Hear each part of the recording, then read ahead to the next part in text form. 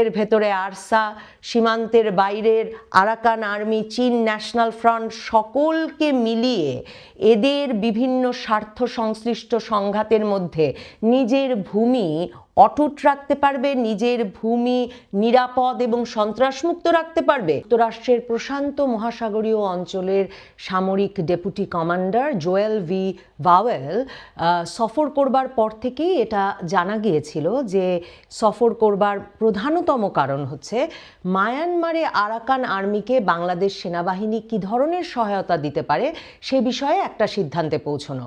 যুক্তরাষ্ট্রের সেনাবাহিনী সিদ্ধান্ত নিয়েছে যে তারা আরাকান আর্মি রাখাইন রাজ্যের যে অংশগুলো রাজধানী সিটওয়ে সহ যে গুরুত্বপূর্ণ শহরগুলো এখনও দখল করতে পারেনি, নিয়ন্ত্রণে নিতে পারেনি, সেই শহরগুলো নিয়ন্ত্রণে নেওয়ার জন্য যে বড় সামরিক অভিযান পরিচালনা করতে যাচ্ছে তাতে তারা আরাকান আর্মির পাশে থাকবে।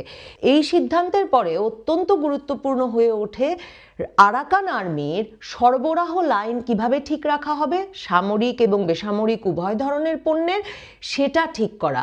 এবং মার্কিন যুক্তরাষ্ট্র সেক্ষেত্রে বাংলাদেশ সামরিক বাহিনীকে এতে অন্তর্ভুক্ত করার বা এতে সম্পৃক্ত করার সিদ্ধান্ত নিয়ে ফেলে। সেই